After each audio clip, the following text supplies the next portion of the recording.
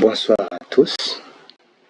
On entre encore dans la manipulation du logiciel DHIS2 dans laquelle est stocké plusieurs données de formation sanitaire. Alors, pour les gens qui veulent analyser les données FPP, vous pouvez me suivre. Je vais vous montrer un autre chemin pour aboutir à l'analyse des données FPP. Si vous êtes prêts, allez avec moi.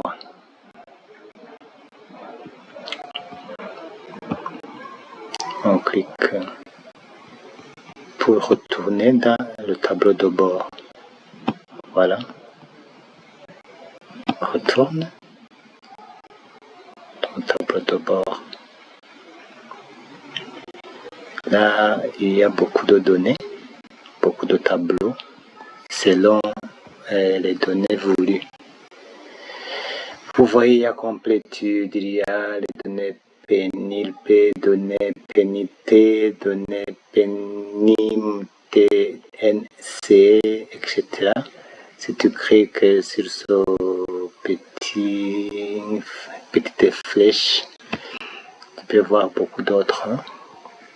Donc tu peux choisir ce que tu veux. Alors pour nous, du FBP, tu vas parcourir tous, puis tu vas voir où se situent les données FBP, données déclarées. Vous pouvez parcourir avec moi. Ici il y a SMIR, continue avec SMIR. Qu'est-ce que je fais? On continue avec SMIR. Je ne voulais pas ça.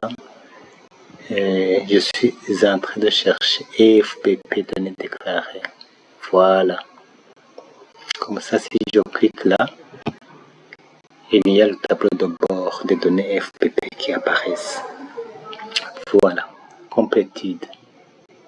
VBL. La VBL, c'est la vérification basée sur le risque. On descend un peu. On arrive aux données déclarées par les FOSA PMEA.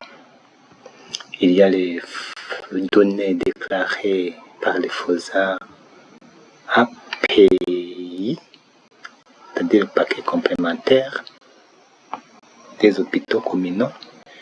En dessous, il y a les données déclarées par les PCA. Il y a les hôpitaux de district, les hôpitaux régionaux, les hôpitaux nationaux. Voilà.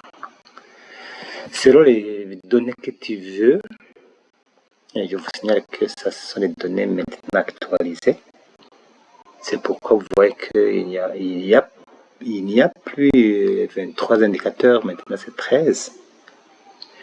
Voilà. Alors, pour chaque tableau, regardez ici à droite, en haut, il y a 3 petits points. On clique dedans. Voilà, il nous demande quelle est la manière dont nous avons besoin de tirer nos données. Alors, ici, je vous conseille de cliquer dans Ouvrir dans l'application Data Visualizer parce que cette application-là existe. Je vais vous montrer plus tard. Voilà. Voilà l'application Data Visualizer. En français, c'est visualiseur de données. Voilà, maintenant, on a déjà vu les données de PMEA parce qu'on a sélectionné les données PMEA en laissant de côté les données PCA et PIA. Alors, comme rappel, vous savez très bien qu'en DH, il y a 3 questions. 3 questions. La question quoi, la question où et la question quand. Je répète, quoi, quand, où. Ce sont les trois questions qu'il faut toujours répondre. C'est-à-dire quoi? On doit savoir de quoi on a besoin dans le DH parce qu'il y a trois types de données. Alors il faut savoir ce que l'on cherche dedans, quel type de données.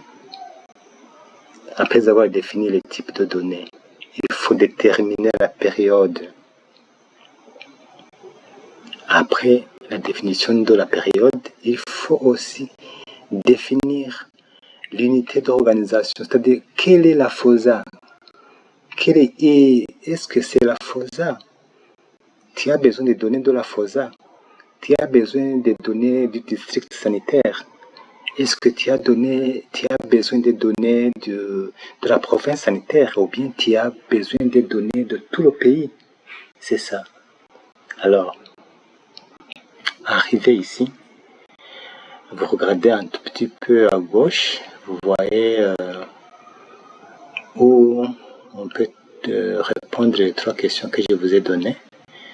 Ici, les données que nous avons, c'est les données PMEA, mais on ne sait pas c'est quelle CDS, c'est quelle période. Il faut chercher alors les données. On clique dedans. Si on clique, on n'a pas encore besoin d'aller mentionner FBP là, parce que maintenant, nous savons que nous sommes dans FBP. Type de données, on ne doit pas encore retourner là-bas parce que nous savons déjà, voilà, les éléments de données sont déjà placés à droite. Donc, directement, on passe à la période. C'est quelle période? Prenons par exemple que nous avons besoin de 6 derniers mois. Regardez bien. Il y a les 3 derniers mois qui sont déjà à droite là. Il faut double-cliquer dessus pour que ça retourne à gauche. Nous avons besoin des données de 6 mois. On clique sur 6 mois. Vous savez pourquoi le 3 mois était là? C'est parce que c'est les données disponibles maintenant, ce sont les données de 3 mois. Alors maintenant, on force le logiciel de nous chercher les données pour 6 mois. Alors, ici, on vient de déterminer la période et maintenant, déterminons l'unité d'organisation. Voilà. Ici, il faut décrocher l'icône, sinon, vous voyez que les unités d'organisation sont désactivées. Voilà. Maintenant, moi, comme je suis à Kirundo, je vais chercher un CDS qui s'appelle Bishisha du district sanitaire de Busoni. Je pars par là, par ici, et j'arrive à Bishisha. Maintenant, comme je viens de répondre à ces 3 questions, je peux afficher les données. Vers où? Ici, mettre à jour. Et on va voir ce qui vient. Voilà. On vient d'afficher les données du CDC Bishisha. Les 3 mois, juillet, août, septembre, il n'y a pas de données parce que c'est pas saisi. Mais ça existe pour octobre, novembre et décembre. Voilà. Merci pour le prochain tuto.